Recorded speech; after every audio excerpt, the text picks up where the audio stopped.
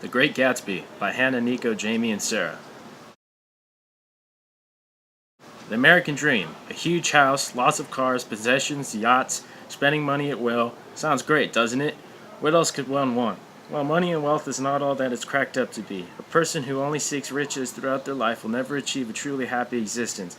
Not only will they never be happy, but the pursuit of wealth corrupts and pollutes their mind and gives them a false sense of power, leading to a variety of non-desirable personality traits. The main problem associated with wealth is that it leads to carelessness and lack of responsibility. Throughout his novel, The Great Gatsby, Fitzgerald questions what wealth does to the human character and criticizes the pursuit of wealth because of his belief that it leads to carelessness and corruption. By displaying the negativity associated with wealth, Fitzgerald hopes Americans can learn from this trend. The Valley of Ashes, a desolate area of land, lies between West Egg and the city. This industrial area is described as gray, which gives it a literal and figurative meaning because not only are the areas filled with ashes, but also the gray acts as a symbol for the people that live here. The people are hopeless, sad, and immoral.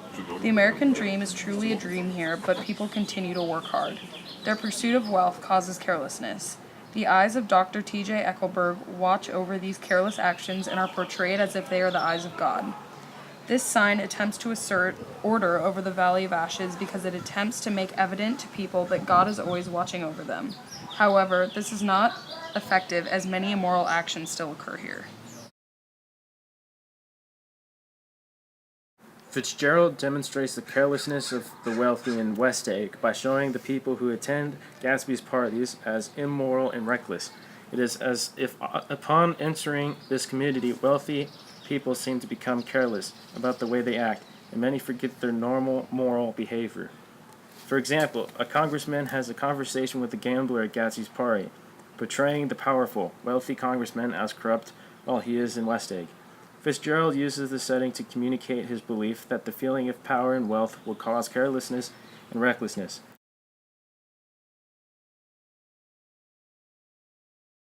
As people from all over the city, rich or not, attend Gatsby's elaborate parties, they cease to care about things that would normally be a big deal. For example, at the end of one of Gatsby's parties, a drunk partygoer crashes his car in front of his mansion. As though this were a normal occurrence, the bystanders seem not at all to be affected by this scene. But how did it happen? Did you run into the wall? Don't ask me, said Owl Eyes, washing his hands of the whole matter. I know very little about what happened, and that's all I know. As if it hadn't happened, the bystanders of the accident are very nonchalant and unaffected. This reaction shows that when people are in a wealthy environment, they lose their ability to decipher the seriousness of the situation, making them careless. Across the bay from West Egg is East Egg, a community full of rich family names who have had generations of inheritance. These characters have known wealth and power from when they were children.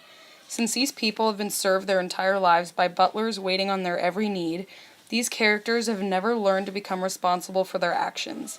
They have the ability to be careless not only with spending money, but also their actions. This also never forces these people to become self-dependent and never forces them to solve their own problems on their own, making them shallow. Fitzgerald portrays these people as careless to demonstrate his belief that America needs to change the rigid societal system that is in place. People without traditionally aristocratic families should be allowed to live in East Egg, and those who have become too lazy and careless with their power and wealth must go. Tom, a resident of East Egg, is married to another fellow rich woman, Daisy. However, he is not satisfied with his marriage, and so because he can have an affair, he does. For example, when the phone rang during the Buchanan's dinner party with Nick, Daisy shook her head decisively at the subject of the stables. In fact, all subjects vanish into the air. Daisy clearly knows of the affair, but she cannot do anything except shake her head. Tom knows that women have little power in the society he lives in, and in addition, Daisy is a Catholic, so divorce wouldn't be considered. Taking all this into account, Tom is careless with the affair because he knows he can be. Tom also loves to make evident his prestige and money, which leads him to careless actions. Tom is also careless because he can always just fall back on his social status and wealth. Tom displays his wealth by carelessly spending money on Myrtle. While in the city, Tom tells Myrtle, "Here's your money, go and buy 10 more dogs with it." Tom flaunts his wealth, especially to Myrtle. Due to the importance of wealth in their society, Tom knows that his money will buy him a relationship. The power of having money has made him think he can do whatever he wants, even though it is immoral. George and Myrtle are married and live together in the Valley of Ashes. The people residing in the Valley of Ashes seemingly have no vision of escaping and living the American dream. Myrtle is upset with her marriage because she believes she could have done better.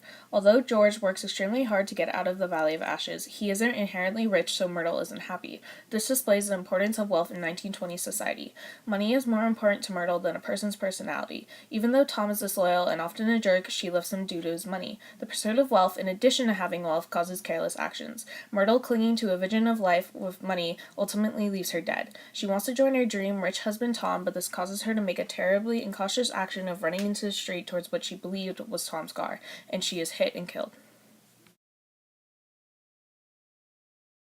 Daisy lives with Tom in East Egg. It becomes evident that she understands the little power she has in society. However, when she reunites with Gatsby, she leads him on even though their relationship would be impossible to work out.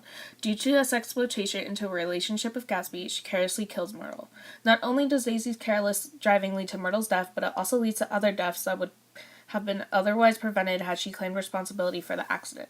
The subsequent fleeing of the city shows her carelessness with human relationships. Nick describes Tom and Daisy at the end of the novel. They were careless people, Tom and Daisy. They smashed up things and creatures and then retreated back not to their money or their vast carelessness or whatever it was that kept them together and let other people clean up the mess they had made.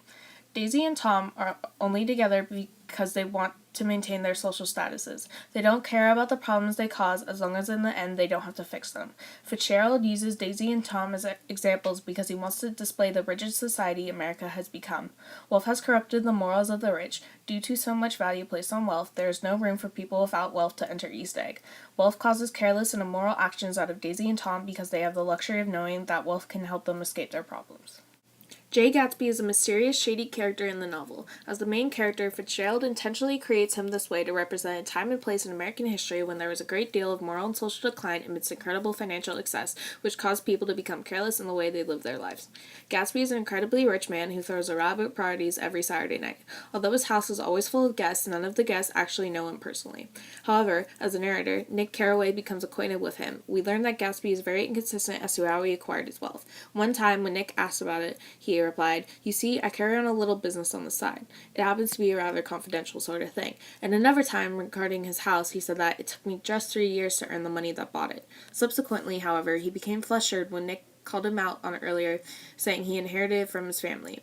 It is never completely clear how Gatsby earned his money, but it is suggested that he was a bootlegger, someone who illegally sold and transported alcohol during the Prohibition. The fact that Gatsby gained his vast wealth through illegal means is one way that Fitzgerald shows how wealth during the 1920s made Gatsby careless. Gatsby and the culture of the 1920s in general was obsessed with obtaining money and acquiring material possessions, rather than making money in a respectable way. Earning his money illegally means he is running the risk of being caught and arrested, and therefore shows his carelessness in pursuing his wealth and way of life is stable despite the risk of being caught breaking the law. In addition, Gatsby's reasons for wanting to become rich also demonstrates his superficiality and carelessness as well. 5 years earlier, Gatsby had fallen in love with Daisy Fay, a young, vibrant 18-year-old girl from a wealthy family. Soon after, Gatsby was sent off to World War I, and Daisy went on to marry Tom Buchanan. When Gatsby returned from the war and realized Daisy was not there waiting for him, he moved across the water from her home in East Egg and vowed to become wealthy in order to win Daisy back. However, after his reunion with Daisy, he fails to come to reality and recognize that he will never be able to be with Daisy. This is because she is married to and has a child with Tom, a wealthy man who is able to take care of her. Further, she is a Catholic, so divorce was not an option for her. Despite all of these reasons why she and Gatsby cannot be together, Gatsby still believes that his wealth will win Daisy back and they will live happily ever after.